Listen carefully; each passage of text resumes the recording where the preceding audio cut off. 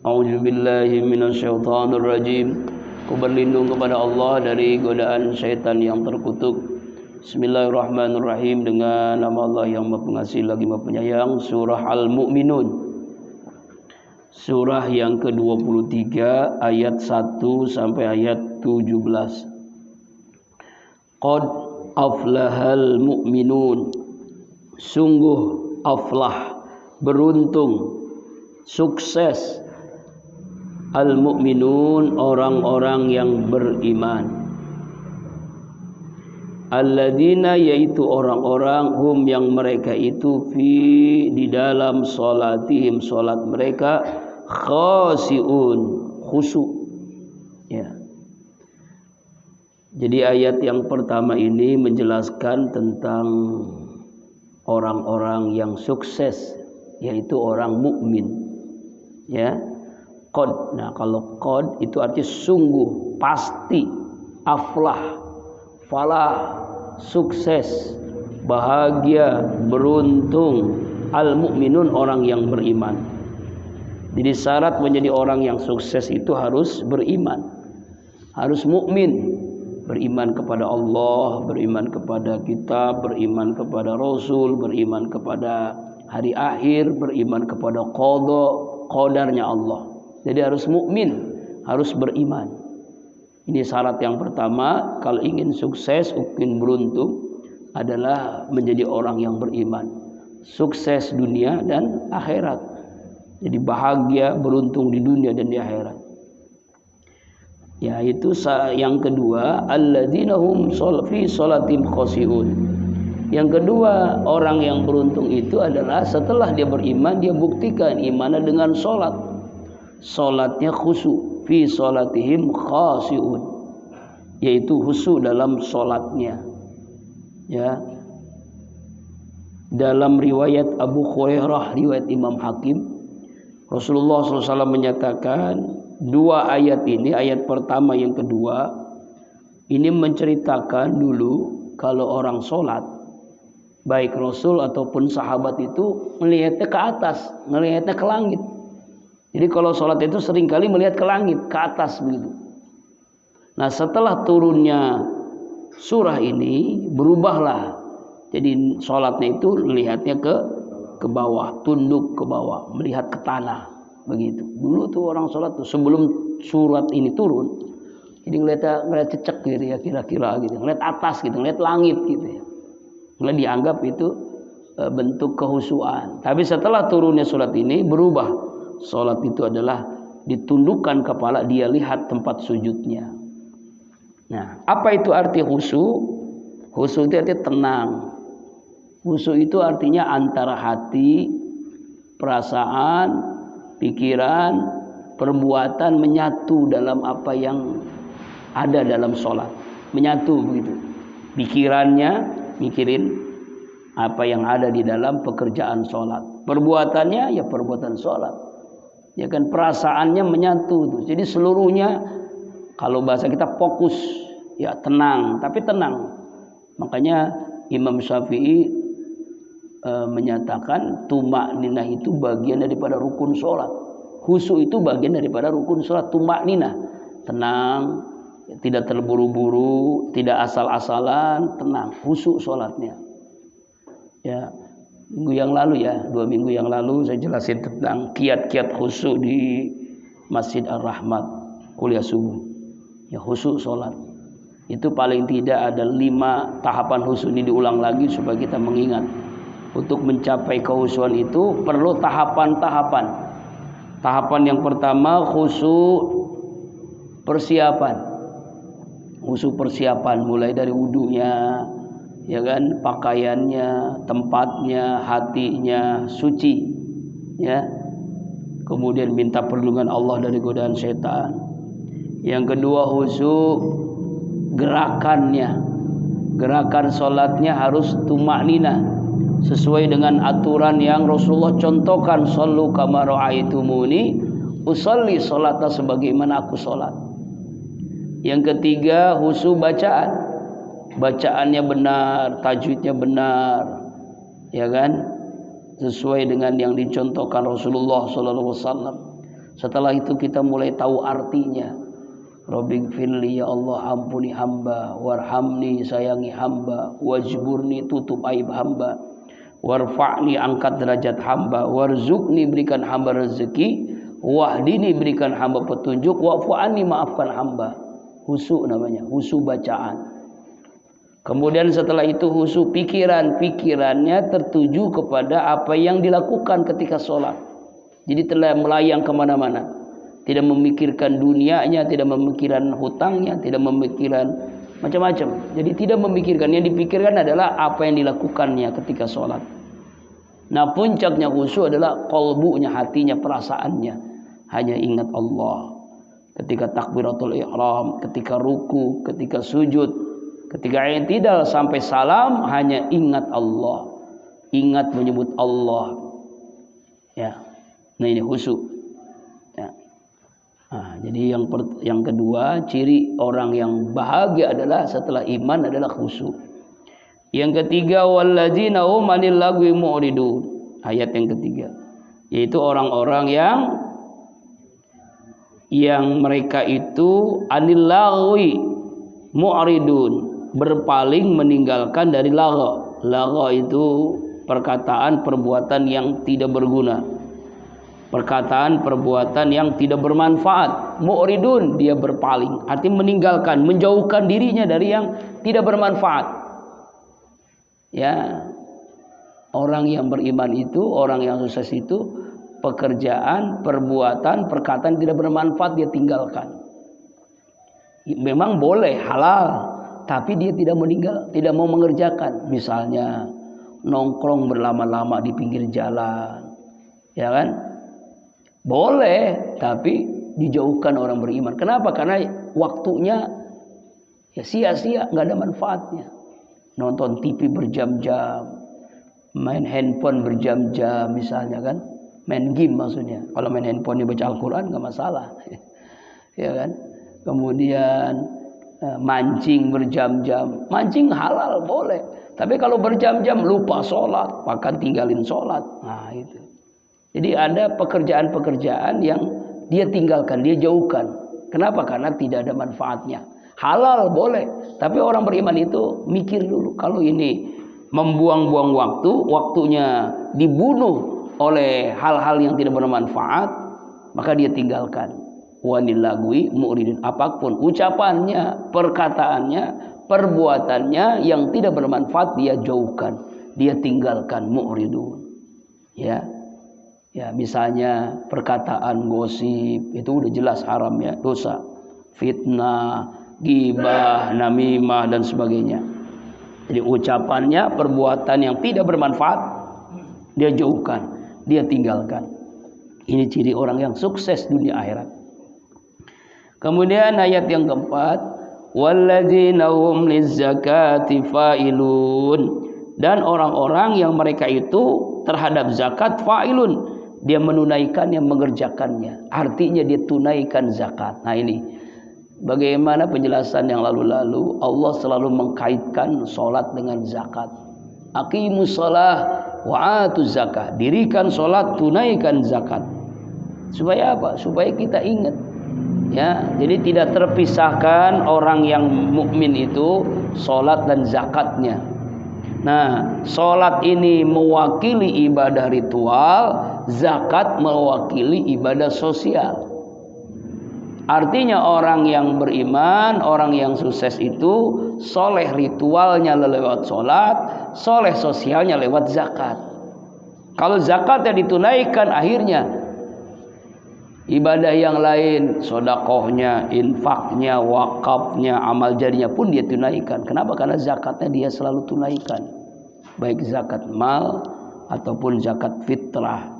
Zakat fitrah itu mensucikan dirinya setiap tahun sekali. Zakat mal kalau sudah mencapai nisab dan haul.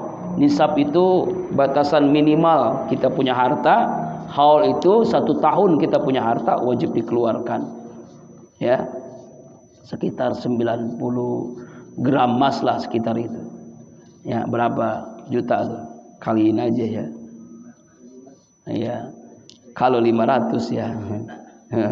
sekitar itu punya uang setahun, maka wajib dikeluarkan 2,5%. Fa'ilun, ya zakat dia tunaikan, ya dia takatkan tunai. Ini ciri orang yang sukses, orang yang bahagia beruntung adalah zakat dia tunaikan.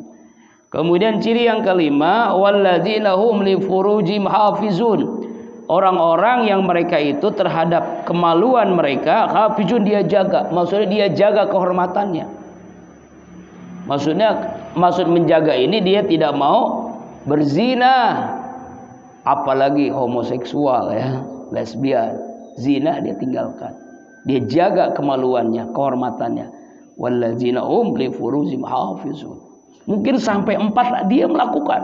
Dia beriman, ya, dia sholat, dia meninggalkan perkataan perbuatan, dia tunaikan zakat. Tapi yang kelima nih, wah, yang kelima ini zina, auzubillahi min zalik, ya kan?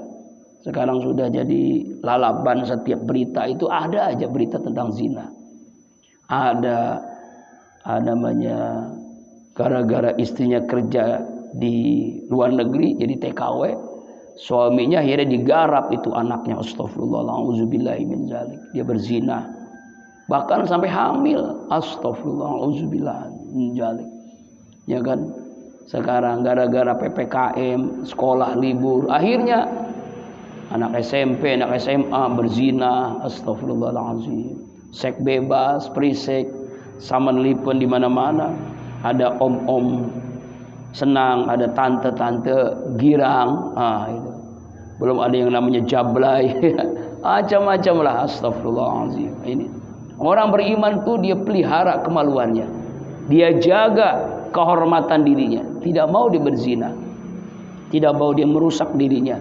Makanya dalam Al-Quran ayat Al-A'raf itu kan, a'udzubillahi minasyaitonirrajim, wala taqrabuz zina innahu kana fahisatan wa sa'a sabila.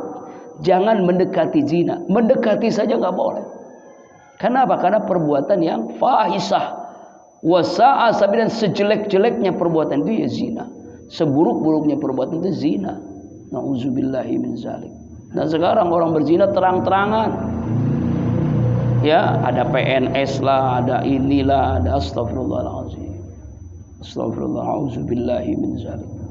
Ya, kita jaga ya. Ini orang beriman, orang yang sukses adalah dia jaga kehormatan dirinya, tidak mau dia berzina. Illa kecuali ala azwajim, kecuali terhadap isi-isi mereka. Nah, artinya dia kemaluannya itu hanya untuk istrinya. Tapi kalimatnya coba, azwajihim, bukan zauzazihim, tapi azwaj. Azwaj itu artinya apa? Istri. Jadi istrinya. Ini benar, ini kalimat Al-Quran ya. Ya, Al-Quran ini azwajihim, bukan zauzazihim. Kalau zauj kan satu istrinya, kalau azwaj jamak banyak istri-istri mereka. Au ma malakat aimanuhum, atau budak-budak yang mereka miliki. Dulu tuh zaman jahiliyah tuh. Ini kan ayat ini turun kan di zaman dulu kan. Dulu itu orang budak itu dijual beli manusia gitu.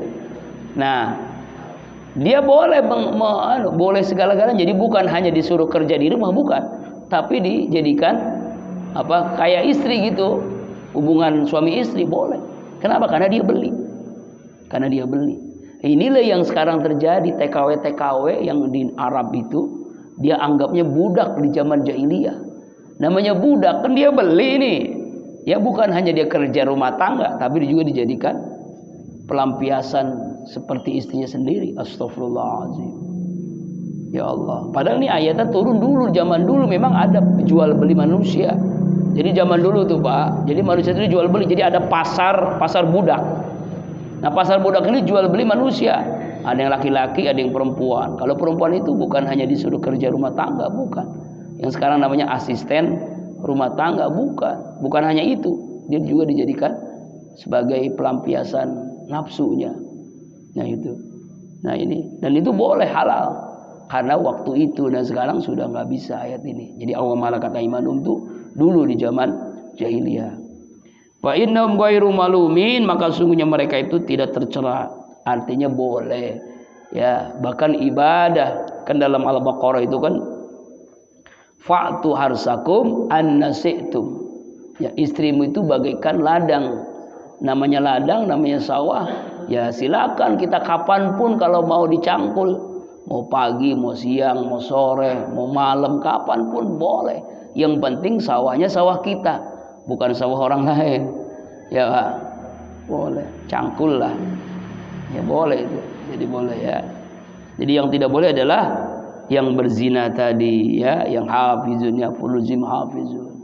Ini ayat yang ke-6. Ya, makasih. Famanibtagha,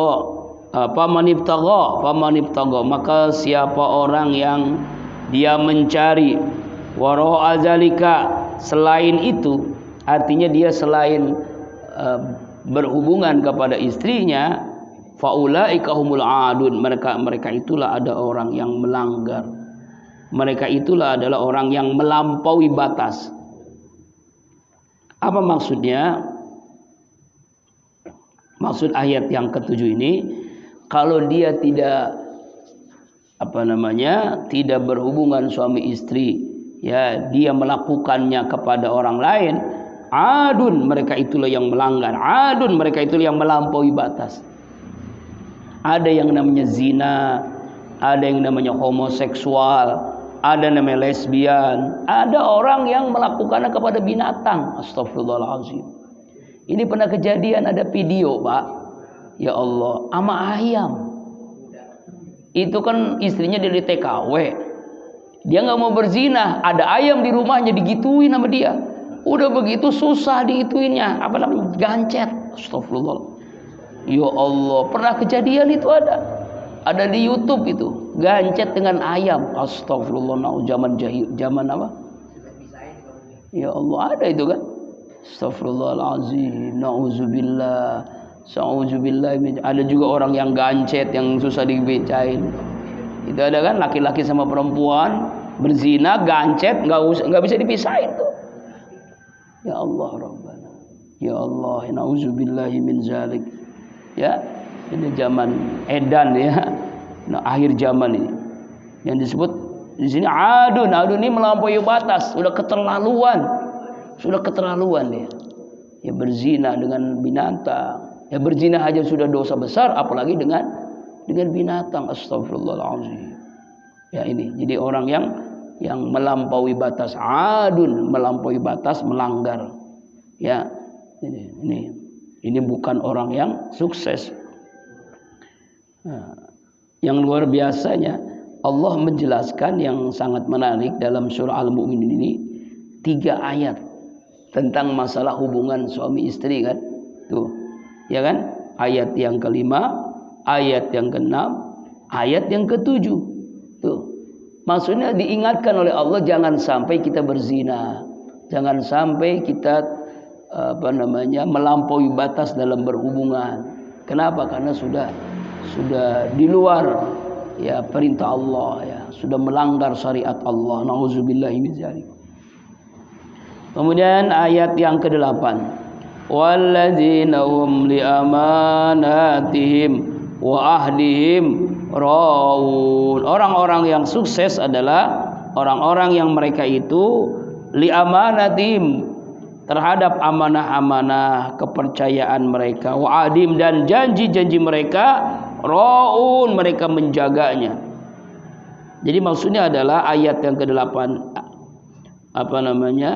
yang ke-8 ini Allah menjelaskan orang yang sukses beruntung dunia akhirat adalah mampu menjaga amanah.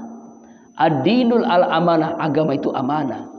Kita diberikan kepercayaan oleh Allah Subhanahu wa taala untuk menjaga amanah. Ya.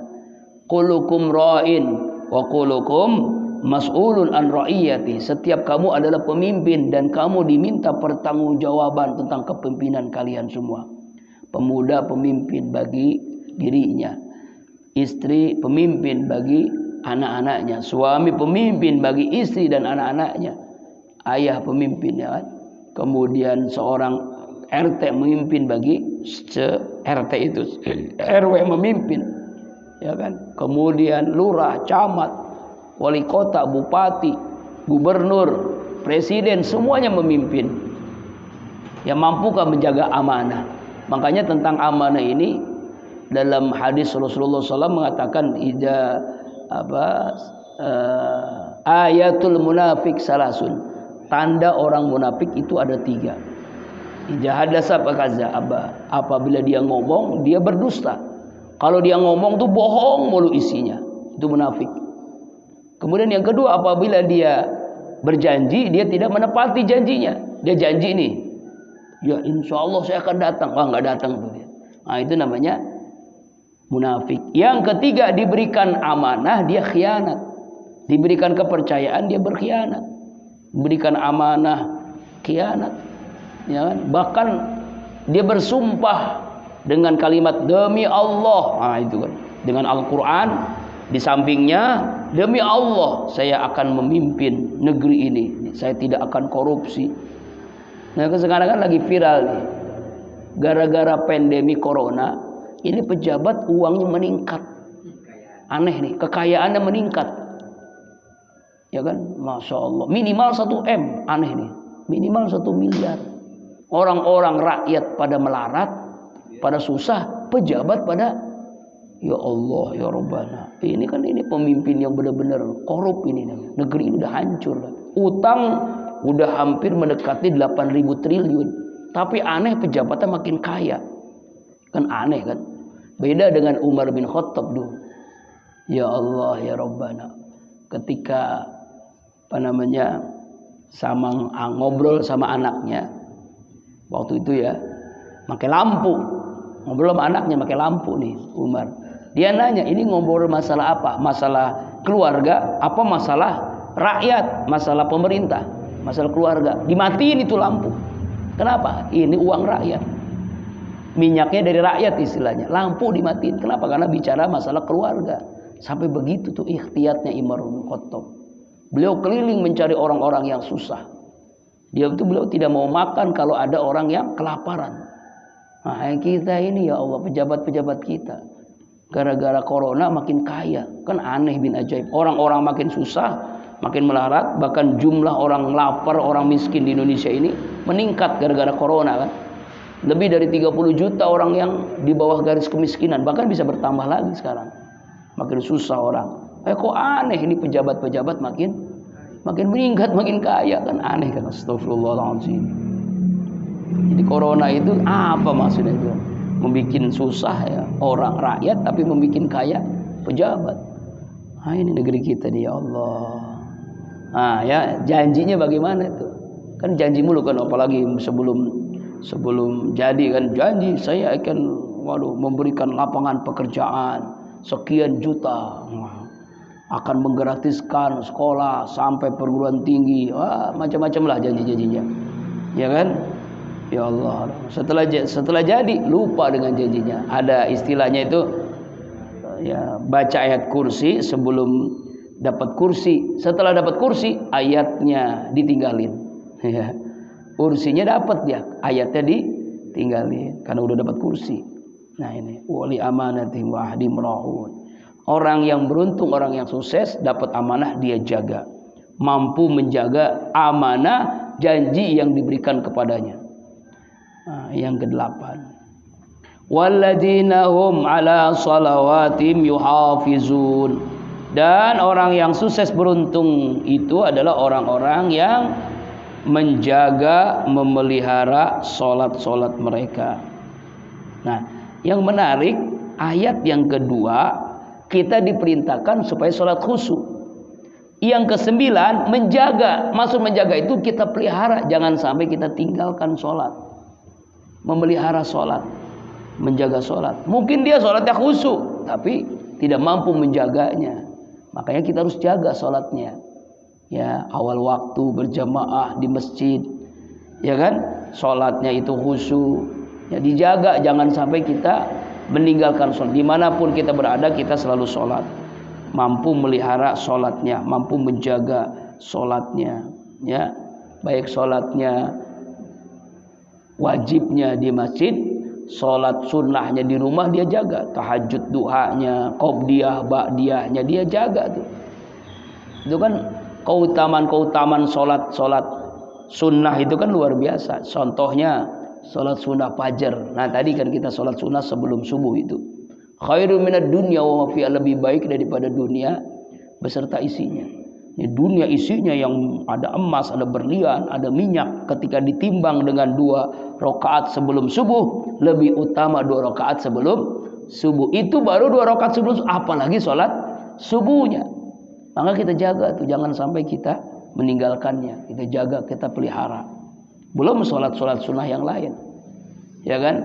Sholat qobliyah, ba'diyah, zuhur, asar, ya kan? Qobliyahnya jangan kita tinggalkan. Zuhur, asar, zuhur terutama itu, Allah Akbar, itu dijauhkan dari api neraka jahanam. Itu keutamaan-keutamaannya. Sholat tahajud, sholat duhanya, Masya Allah. Nah, ini yang ke-9. Ulaika humul warisun. Mereka itulah, siapa yang mereka itu? Maksud mereka itu orang yang beriman, orang yang sholatnya khusyuk, orang yang mampu menjaga perkataan perbuatan dari yang tidak bermanfaat, orang yang menunaikan zakat, orang yang menjaga, memelihara kemaluannya kecuali kepada istrinya, kepada budaknya, dan mereka tidak melakukan hal-hal yang zina dan sebagainya. Lalu mereka itu menjaga amanah, menjaga janjinya, mereka memelihara sholatnya, mereka inilah yang berhak mewarisi. Artinya mewarisi ini mendapatkan warisan Allah. Apa itu? Warisan yang tertinggi. Alladzina yarisunal firdaus. Itulah orang-orang yang akan mendapatkan mewarisi surga Firdaus. Surga yang paling tinggi, surganya para nabi. Fiha, mereka itu di dalam surga khalidun, kekal selama-lamanya. Nah, surga itu macam-macam, Pak. Ada surga Aden, ada surga Naim, ada surga Darussalam, ada Jannatul Ma'wa, itu macam-macam. Tapi yang paling tinggi adalah surga Firdaus. Makanya kalau kita minta misalnya dalam doa surga, mintalah surga Firdaus. Jadi kalau minta surga Firdaus, jangan tanggung-tanggung. Jadi kalau minta surga, mintanya surga Firdaus. Minta, ya Allah, karuniakan kami surga Firdaus, Jannatul Firdausul A'la. Ya Pak ya. Nah, dalam hadis diceritakan Rasulullah itu adalah akhlak Al-Qur'an. Ya kan? Khuluqul Quran. Rasulullah adalah Al-Quran. Lalu sahabat bertanya kepada Aisyah radhiyallahu anha, istri Rasulullah, akhlak Al-Quran itu seperti apa? Lalu Aisyah menjawab, Al-Quran itu adalah akhlaknya surah Al-Mu'minun ayat 1 sampai yang ke-11 ini. Nah itu. Jadi akhlaknya Rasulullah itu yaitu akhlaknya adalah Al-Mu'minun alladzina hum fi sholatim khashi'un walladzina hum lillagwi mu'ridun waladzina hum lizakati fa'ilun waladzina furujim hafizun. Itulah akhlaknya Rasulullah. Itu yang dijawab oleh Aisyah radhiyallahu anha ketika ada sahabat yang bertanya, akhlak Rasulullah itu akhlak Al-Quran seperti apa? Akhlak Al-Quran, akhlaknya yang ada di dalam surah Al-Mu'minun ayat 1 sampai 11. Bahkan dalam riwayat Imam Tirmidzi, Rasulullah bersabda, siapa yang menghafal surah Al-Mu'minun ayat 1 sampai 11 lalu dia amalkan dalam kesehariannya, maka dialah yang mendapatkan surga Firdaus. Hanya mudah-mudahan kita hafal nih ya, ayat 1 sampai 11. Ya, minggu depan yang enggak hafal enggak boleh pulang. Allahu Akbar. Ini Pak ya. Ini ayat 1 sampai 11 ini luar biasa nih. Ya, dalam riwayat Imam Tirmidzi yang menghafal surah Al-Mu'min ayat 1 sampai 11 lalu dia mengamalkan dalam kesehariannya, maka jaminan adalah surga Firdaus untuknya. Amin ya Allah ya Rabbal Alamin. Surganya dengan Nabi, Pak. Jadi orang yang dapat surga Firdaus itu surganya dekat dengan Rasulullah sallallahu alaihi wasallam, dengan para nabi. Ketemu para nabi Allah, Masya Allah. Walaqad khalaqnal insana min sulalatin min tin. Ayat yang ke-12. Walaqad, dan sungguh, khalaqnal insan, kami Allah telah menciptakan manusia. Maksudnya Allah telah menciptakan manusia min sulalatin min tin, dari saripati tanah. Ini awal penciptaan manusia, yaitu ketika Allah ciptakan Nabi Adam alaihissalam. Ini kan dari saripati. Jadi intinya tanah itu. Bahkan dalam riwayat tanahnya diambil dari mana? Tanahnya diambil dari Ka'bah. Jadi dulu sebelum ada Ka'bah tuh, tanahnya itu diambil oleh malaikat untuk menciptakan Nabi Adam alaihissalam. Kenapa orang kalau ke Ka'bah itu nangis? Karena asal kita tuh dari tanah yang ada di Ka'bah itu. Begitu, Pak. Makanya orang kalau pernah haji, pernah umroh, dia tidak akan bosan, pengen lagi kembali. Coba dia tanya Bapak Haji, Pak Haji Rusmana, Pak Haji Dedem, Pak Haji Sanusi, pernah nggak ngomong begini? Gue bosan, gue jenuh, nggak mau lagi ke haji, nggak mau, nggak ada. Pengen lagi. Pasti itu. Kenapa? Karena memang kita diciptakan oleh Allah Subhanahu Wa Taala. Nabi Adam itu dari tanah, dan itu tanah yang di Ka'bah itu, di bawah Ka'bah itu. Yang sekarang Ka'bah orang pada tawaf itu di situ. Iya, ya kan? Walaupun nggak boleh sekarang ya. Insyaallah ya, mudah-mudahan besok menjadi ya. Ya. Allah Akbar walillahil hamd. Ya. Jadi Allah ciptakan kita dari tanah, dan intinya tanah, sulalatin mintin, saripati tanah. Nah, kemudian setelah berkembang biak, ya, summa khajalnahu nutfatan fi qararim makin. Kemudian kami jadikan saripati yang ada itu nutfah. Nutfah itu air yang hina. Orang nggak ada yang mau jual beliin ya. Yaitu saripati, makanan yang ada dalam diri kita, yaitu sperma atau air mani. Ya, fi qararim makin, yang di tempat rahim yang kuat, yang kokoh. Itu istri kita kan. Ya, sperma, air mani yang ditempatkan di air yang kokoh, rahimnya seorang ibu. Fi qararim makin. Nah, itulah ya Allah jadikan. Pertama adalah sperma. Setelah itu, tsumma khalaqnal nutfatan 'alaqatan. Kemudian dari sperma yang ada di rahim itu kami Allah jadikan alaqah, gumpalan darah, jadi darah. Itu selama, dalam hadis itu selama berapa? 40 hari. Jadi 40 hari setelah pembuahan ada di rahimnya seorang wanita, itu menjadi segumpal darah. Ya. Setelah itu fa khalaqnal 'alaqata mudghah. Setelah segumpal darah itu menjadi mudghah, segumpal daging. 40 hari lagi jadi daging. Sperma, darah, lalu daging. Selama 40 hari kembali. Ya. Kemudian setelah menjadi daging, fa khalaqnal mudghata izaman. Kami ciptakan segumpal daging itu menjadi tulang belulang. Ya, selama 40 hari lagi tuh. 40 jadi berapa tuh? 120 hari. Faqausawna izama lahma. Lalu kami bungkus tulang itu dengan daging lahma. Dengan daging kami bungkus. Masya Allah. Itu asal-asal manusia nih. Kita ini semuanya sama. Ya kan? Summa ansha'na khalqan akhar. Kemudian kami jadikan makhluk yang lain lagi, makhluk yang baru lagi. Masya Allah. Inilah ya penciptaan manusia. Makanya dalam hadis Arba'in itu menjelaskan tentang hadis takdir Allah. Setelah sperma, darah, daging, tulang dibungkus selama 4 bulan, barulah ditiupkan ruh.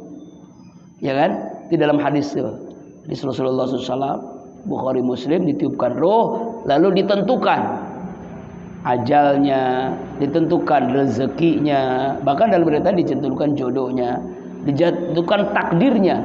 Takdirnya ini dia dalam mati dalam keadaan husnul khotimah atau su'ul khotimah. Makanya kita tidak boleh memponis seseorang itu su'ul khotimah. Yang menentukan su'ul khotimah itu Allah.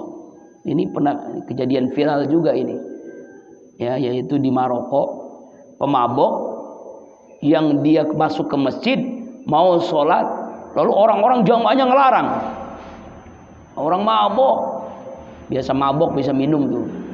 Lalu imamnya, seorang imam itu, pengurus masjidnya itu bijaksana. Jangan, nggak boleh dilarang. Orang mau ke masjid siapapun boleh. Mau dia mabuk, mau apa boleh, mau ke masjid siapapun boleh.